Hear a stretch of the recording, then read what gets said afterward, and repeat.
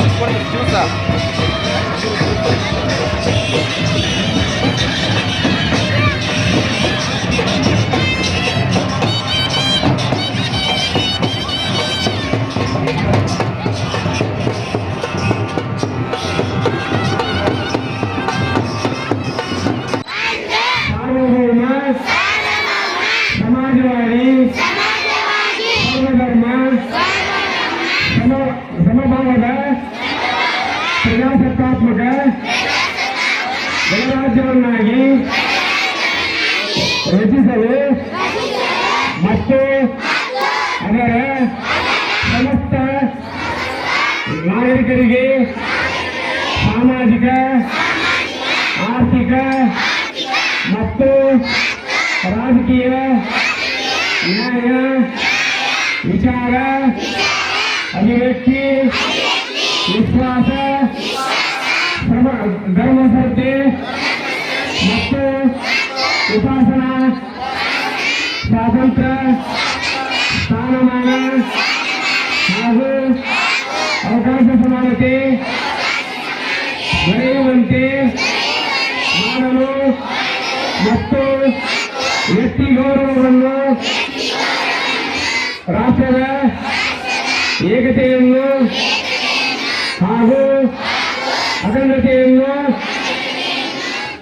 ಸುಸ್ಥಿತಿಗೊಳಿಸಿ ಅವರಲ್ಲಿ ಶಾಂತ ಭಾವನೆಯನ್ನು ವ್ಯಕ್ತಗೊಳಿಸಲು ಶ್ರದ್ಧಾಪೂರ್ವಕ ಸಂಕಲ್ಪ ಮಾಡಿದವರಾಗಿ ನಮ್ಮ ಸಂವಿಧಾನ ಸಭೆಯಲ್ಲಿ 1949 ಇಸವಿಯ ನವೆಂಬರ್ ತಿಂಗಳ 26ನೇ ತಾರೀಕಿನ ಈ ದಿವಸ ಈ ಮೂಲಕ ಈ ಸಂವಿಧಾನವನ್ನು ಅಂಗೀಕರಿಸಿ ಅಧಿನಿಯಮಿಸಿ ಅರ್ಪಿಸಿಕೊಂಡಿದ್ದೇವೆ. ಹಾಕಿಸಿ ಬರಬೇಕು, ಒಂದೇ ದಿನೆಯಲ್ಲಿ ಬರಬೇಕು. ಬೋಲೋ ಭಾರತ್ ಮಾತಾ ಕಿ ಒಂದೇ ಒಂದೇ. ಬಂಧುಗಳೇ, ಸಂವಿಧಾನ ಜಾಗೃತಿ ಜಾಥಾ ನಿಮಿತ್ತ ಇಂದು ನಮ್ಮ ಶಾಲೆಗೆ ಆಗಮಿಸಿದಂತಹ ಸಂವಿಧಾನ ಜಾಥಾದಲ್ಲಿ ಪಾಲ್ಗೊಂಡಂತಹ ಸರ್ವರಿಗೂ ಹಲೋ. ಯಾರು ಮಾತಾಡಂಗಿಲ್ಲ, ಮಾತಾಡಿದ ಸಂವಿಧಾನ ಜಾಗೃತ ರಥಯಾತ್ರೆ ಲಕ್ಷ್ಮೇಶ್ವರ ತಾಲೂಕಿನ ಬಾಲೇಶ್ವರ ಗ್ರಾಮಕ್ಕೆ ಬರುವುದರ ಮೂಲಕ ಡಾಕ್ಟರ್ ಬಾಬಾ ಸಾಹೇಬ್ ಅಂಬೇಡ್ಕರ್ ಅವರ ಆಶಯಗಳನ್ನು ಮೆಲುಕು ಹಾಕ್ತಕ್ಕಂಥದ್ದು, ಸಂವಿಧಾನದ ವಿಚಾರಗಳನ್ನು ಜನಸಾಮಾನ್ಯರಲ್ಲಿ ಜೀವಂತ ಇಡ್ತಕ್ಕಂಥ ಒಂದು ಬಹುದೊಡ್ಡ ಕ್ರಾಂತಿಕಾರಿ ಕಾರ್ಯಕ್ರಮ. ಇಂಥ ಒಂದು ಕಾರ್ಯಕ್ರಮವನ್ನು ಈ ರಾಜ್ಯದ ಮುಖ್ಯಮಂತ್ರಿಗಳಾಗಿರ್ತಕ್ಕಂಥ ಸನ್ಮಾನ್ಯ ಸಿದ್ದರಾಮಯ್ಯನವರು, ರಾಜ್ಯದ ಉಪಮುಖ್ಯಮಂತ್ರಿಗಳಾಗಿರ್ತಕ್ಕಂಥ ಡಿ ಕೆ ಶಿವಕುಮಾರ್ ಸಾಹೇಬರು, ಸಮಾಜ ಕಲ್ಯಾಣ ಖಾತೆ ಸಚಿವರು, ದಲಿತ ನೇತಾರರಾಗಿರ್ತಕ್ಕಂಥ ಡಾಕ್ಟರ್ ಎಚ್ ಸಿ ಮಾದೇಪ್ಪನವರು, ಅದೇ ರೀತಿ ಈ ಜಿಲ್ಲೆಯ ಉಸ್ತುವಾರಿ ಸಚಿವರು, ಕಾನೂನು ಮತ್ತು ಸಂಸದೀಯ ವ್ಯವಹಾರಗಳ ಖಾತೆ ಸಚಿವರಾಗಿರ್ತಕ್ಕಂಥ ಸನ್ಮಾನ್ಯ ಎಚ್ ಕೆ ಪಾಟೀಲ್ ಸಾಹೇಬರ ಮಾದಾಶಯದಂತೆ ಅವರು ಇವತ್ತು ಸಂವಿಧಾನವನ್ನು ಮತ್ತೆ ಮತ್ತೆ ಈ ನೆಲದಲ್ಲಿರ್ತಕ್ಕಂಥ ಮಕ್ಕಳಿಗೆ, ಈ ಭವಿಷ್ಯದ ಪೀಳಿಗೆಗೆ ಅದನ್ನು ಪರಿಚಯಿಸ್ತಕ್ಕಂಥ ಕಾರ್ಯಕ್ರಮವನ್ನು ಹಮ್ಮಿದ್ದಕ್ಕಾಗಿ ನಾನು ಕೂಡ ಈ ದೇಶದ ಒಬ್ಬ ಸಾಮಾನ್ಯ ಪ್ರಜೆಯಾಗಿ ಅವರಿಗೆ ಮೊಟ್ಟ ಮೊದಲು ಅಭಿನಂದನೆಗಳನ್ನು ಸಲ್ಲಿಸ್ತಾ ಇದ್ದೇನೆ. ಅದೇ ರೀತಿ ಸಂವಿಧಾನ ಉಳಿದ್ರೆ ಈ ದೇಶ ಉಳಿಯುತ್ತೆ, ಸಂವಿಧಾನವನ್ನು ಉಳಿಸ್ತಕ್ಕಂಥ ಬೆಳೆಸ್ತಕ್ಕಂಥ ಜವಾಬ್ದಾರಿ ಈ ದೇಶದ ಪ್ರತಿಯೊಬ್ಬ ಪ್ರಜೆ ಮೇಲಿದೆ. ಹಾಗಾಗಿ ಈ ಸಂವಿಧಾನ ಪ್ರತಿಯೊಬ್ಬರಿಗೂ ಕೂಡ ಒಂದು ಅವಕಾಶವನ್ನು ಮಾಡಿಕೊಟ್ಟಿದೆ. ಅಂತ ಸಂವಿಧಾನ ಈ ದೇಶದಲ್ಲಿ ಇರಬೇಕು, ಈ ದೇಶದಲ್ಲಿದ್ದು ಪ್ರತಿಯೊಬ್ಬರ ರಕ್ಷಣೆಯನ್ನು ಈ ಸಂವಿಧಾನ ಮಾಡ್ತಿದೆ. ಡಾಕ್ಟರ್ ಬಾಬಾ ಸಾಹೇಬ್ ಅಂಬೇಡ್ಕರ್ ಅವರು ಕೂಡ ಆಶಯನೇ ಅದೇ ಆಗಿತ್ತು.